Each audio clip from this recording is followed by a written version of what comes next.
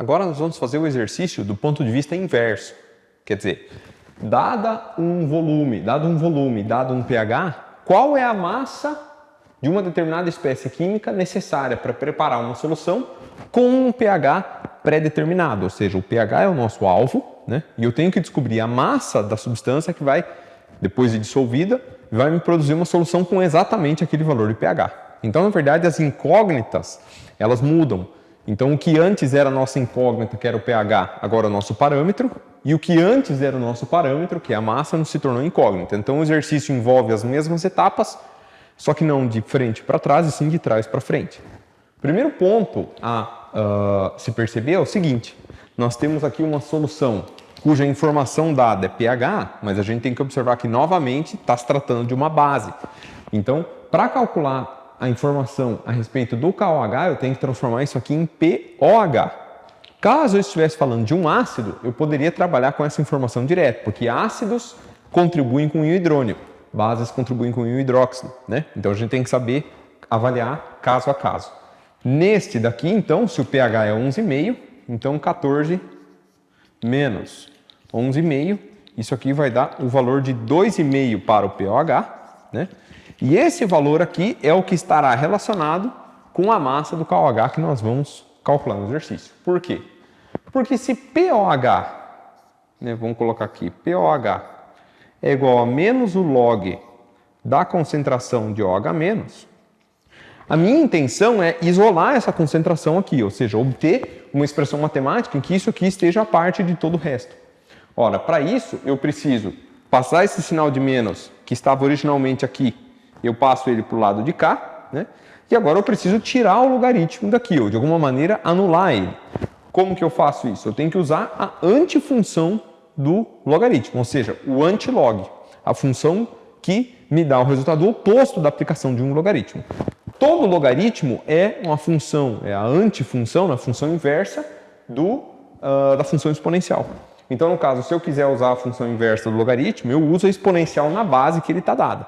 Se não está explicitado a base, então você presume que seja a base dessa, né? Ou seja, a concentração de hidróxido, neste caso aqui, ela é 10 elevado a isso aqui. Por quê? 10 elevado a isso aqui vai sobrar apenas o hidróxido.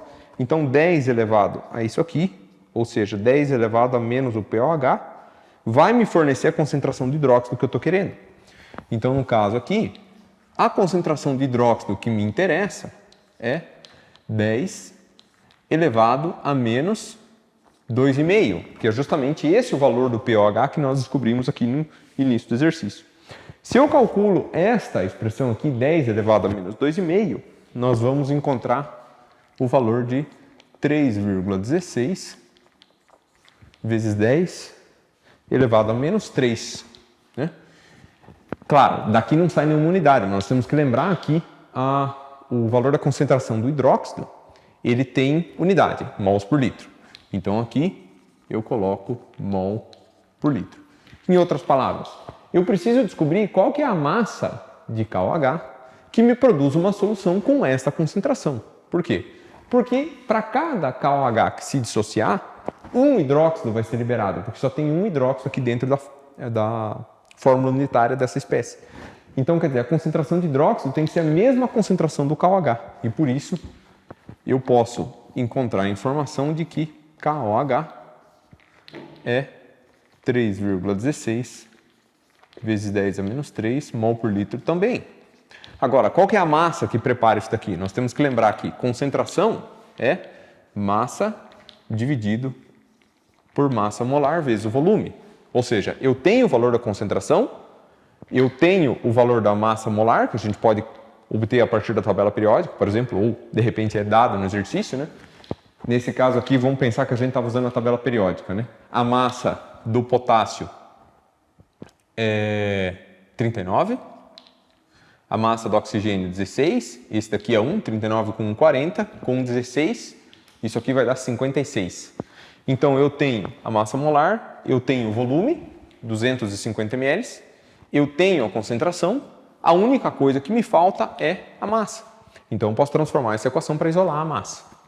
Logicamente, massa será massa molar vezes concentração vezes volume, Massa molar, 56 gramas por mol.